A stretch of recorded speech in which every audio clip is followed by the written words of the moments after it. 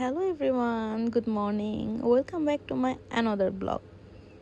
আজকের ব্লগটা একদম সিম্পল হবে, মানে আমার রেগুলার লাইফের রুটিন নিয়ে হবে। লাইক আমি সকালবেলা ঘুম থেকে উঠে কি করি।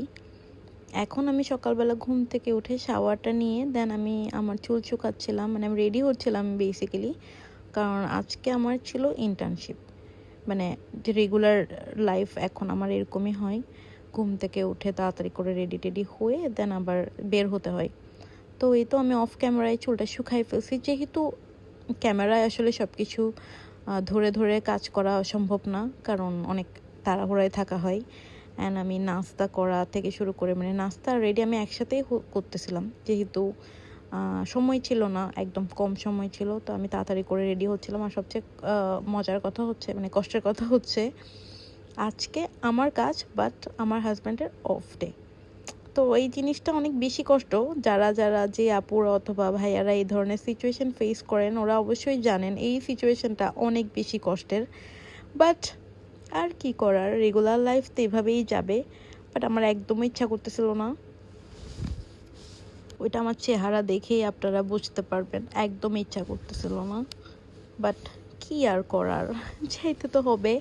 দেন আমি আজকে চিন্তা করছি, না আজকে আমি একটু ব্লগ করব আমার রেগুলার লাইফ নিয়ে। এমনিতেই তো উইকেন্ড ব্লগই বেশি করা হয়, আর রেগুলার লাইফের ব্লগগুলো তেমন একটা করা হয় না। বাট আজকে চিন্তা করলাম, আজকে আমি আপনাদেরকে দেখাই কিভাবে আমি আমার রেগুলার লাইফে স্ট্রাগল করি। তো এই তো পরে আমি ট্রেন নিয়েছি।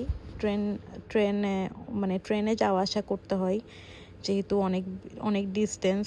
আর কাজে সময়গুলোতে ট্রেনে যাওয়া আসা করলে একটু ইজি হয় আর কি। তো আমি ওয়েট করতেছিলাম ট্রেনের জন্য, সে কখন আসবে ট্রেন। তো আমি এই ট্রেনটা বেশি সময় লাগে না, লাইক 2-3 মিনিট, যদি কোনো প্রবলেম না থাকে। তো 3 মিনিটের মধ্যে মধ্যে একটা ট্রেন থাকেই অবশ্যই। তো পাশেরটা অলরেডি চলে আসছে, মানে ওটা হচ্ছে অপোজিট ডিরেকশনের, আর আমি ওয়েট করতেছি আমার ডিরেকশনের জন্য। তো এটাও এখনই চলে আসবে ট্রেন। তো দেখতে দেখতে এটাও চলে আসছে। অ্যান্ড সবাই যখন সকালবেলা আমি ট্রেনে উঠি, আমি সবাইকে দেখি, আমি অবজার্ভ করি, মানে সবারই মধ্যে না একটা কেমন জানি হতাশা থাকে যে ওফ, আবার একটা দিন, মানে স্ট্রাগল যাবে। তো আমিও এটা ফিল করতে পারি এখন, আগে হয়তো বা পারতাম না। তো এই তো আমি চলে আসছি শনজলিজেতে। এই আমার আমার ইন্টার্নশিপ এই দিকেই করি আমি। তো এটা হচ্ছে প্যারিসের ট্যুরিস্ট স্পট। এই দিকে আশেপাশেই সব কিছু আছে, আইফেল টাওয়ার অ্যান্ড যতগুলা ট্যুরিস্ট স্পট আছে। তো আমি কাজে ভিডিও অ্যালাউ না, যার কারণে আমি করতে পারি নাই। অ্যান্ড আবারও আমি ব্যাক করতেছি পুরো একটা লং ডে পার করে। আমি খুবই টায়ার্ড ছিলাম, বাট কিছু করার নাই। অ্যান্ড আজকে একটা স্পেশাল দিন আমার জন্য, মানে স্পেশাল দিন না, স্পেশাল রাত। আজকে ছিল ওই যেদিন ভিডিও করতেছিলাম সেদিন ছিল 1 তারিখ, আর আমি 1 তারিখ রাতে, মানে 2 তারিখ হচ্ছে আমার অ্যানিভার্সারি। আমাদের 3 বছর পূর্ণ হয়েছে বিয়ের। তো আমার জন্য এটা অনেক স্পেশাল। বাট আমি এত টায়ার্ড ছিলাম যে আমি এটা মানে এক্সপ্রেস করতে পারতেছিলাম না। পরে শেরি আমার সাথে ঢোকার জন্য বিড়ালগুলো ওয়েট করতেছিল যে কখন দরজা খুলবে, কখন বাসায় ঢুকবে। ফাইনালি আমি বাসায় ঢুকছি, অনেক ভালো লাগতেছিল। অ্যান্ড বিড়ালগুলোও মনে হচ্ছিল ওদেরকে অনেক দিন বাইরে রাখছে, আর উনি তো ঘুমায় পুরা চোখ মুখ ফুলাই ফেলছে। যাই হোক, বাট একটু কষ্ট লাগতেছে যে অ্যানিভার্সারিটা সেলিব্রেট করা হইলো না এবার।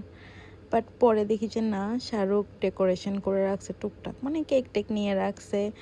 সো কারণ ওরা আজকে বন্ধ ছিল, এটাই একটা চান্স ছিল। অ্যান্ড আমরা একটু খাওয়া দাওয়া করতে বাইরে বেরোইছি, বাট শক্তি ছিল না যে বাইরে খাবো, তাই বাসায় নিয়ে নেই, পার্সেলে নেই খাচ্ছি।